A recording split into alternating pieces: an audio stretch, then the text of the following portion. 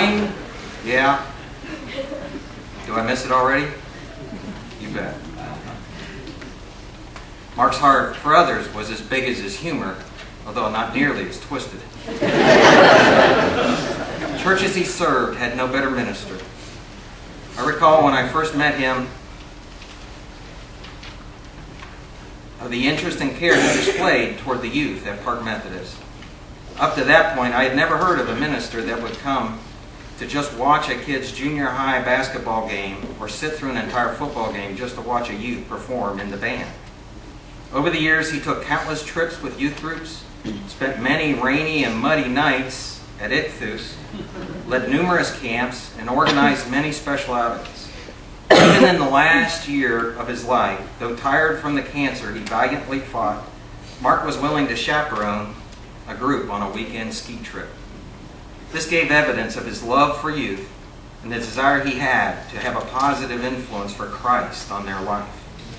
Even before Mark was married, he became a guardian for a young boy who was having a troubled life when no one else wanted him. A rare thing for a single person to do. Mark was a motivator. He got people to do things that, left to themselves, they would not have done. Early in his career, he decided to volunteer time at Aldersgate Camp. He was the one who got me to be a counselor at camp. That led me then to be on the summer camp staff the next year, and multiple years as counselor after that.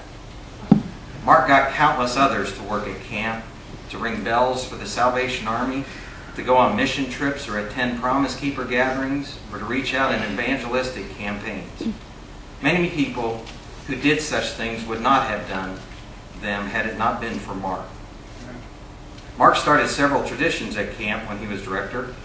Traditions like singing Victory and Jesus while doing the can-can dance. Like reading camper mail out loud or introducing us to a 3-foot-tall character named Little Nemo. He started several traditions for me and my family, too. Things like going to the state fair, playing all-night risk games, attending Thunder over Louisville, volunteering to ring bells for the Salvation Army, making cheesecakes, or mailing an old, worn-out McDonald's coupon back and forth each year for years as a birthday gift. Mark's desire to see young adults come to Christ turned out to be quite rewarding. He organized and participated in many events aimed at ministering to this group. I recall after one such event, about 22 years ago, he and I were to meet at his house in Lexington to plan our upcoming ski trip to Colorado. Mark was over a half hour late as I sat in my car. As I reached the end of my patience and was about to leave, Mark came roaring down the street and into his driveway. As I derided him for his tardiness, he offered no apology. He only talked about the singles event he had just been to that evening and about this young lady he had met. While Mark had dated several before, it was obvious this chick he had just met had memorized them.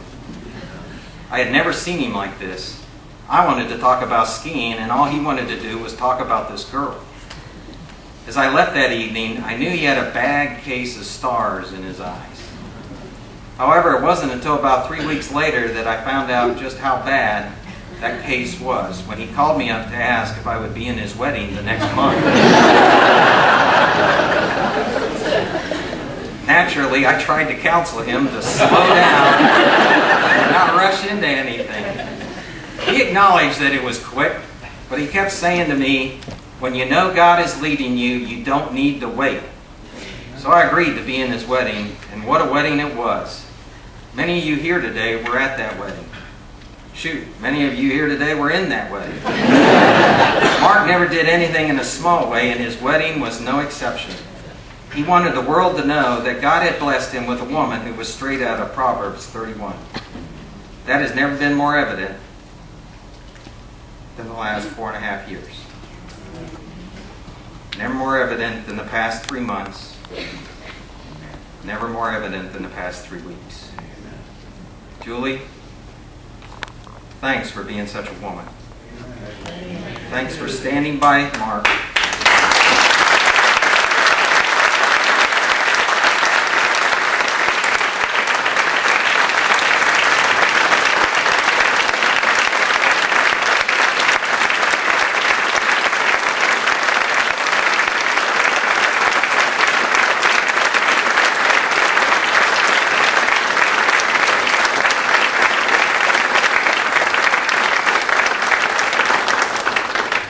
thanks for standing by Mark's side through better and through worse. I believe I was the first person Mark told about meeting you. Little did I know that October night that Mark found a gem.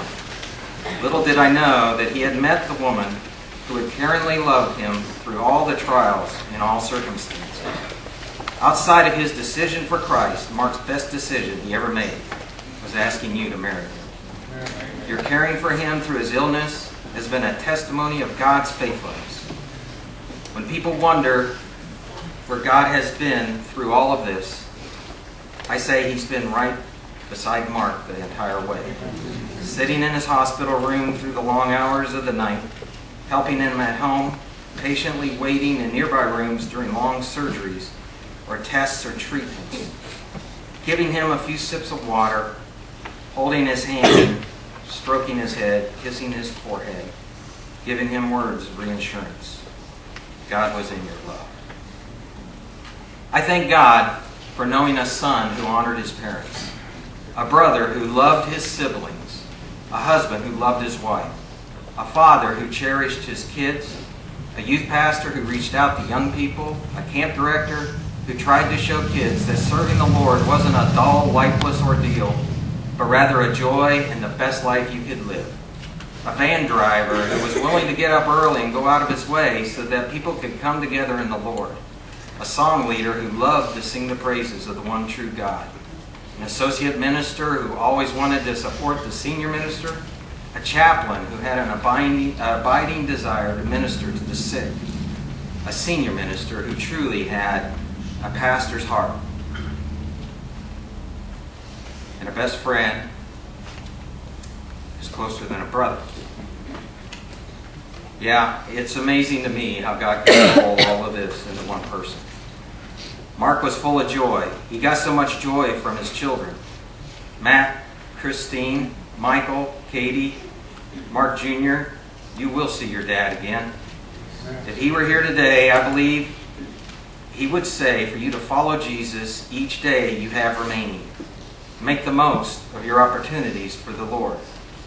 And he will see you someday in a reunion that we all look forward to. Though it may seem far off, I like to think the way the Apostle Paul thought. Paul lived his life as if the Lord's return was very soon. He lived each day thinking that it could be the day. I like to think that if the Lord came back tomorrow, we would have only had to have waited a few days to see your dad again. Mark was a servant.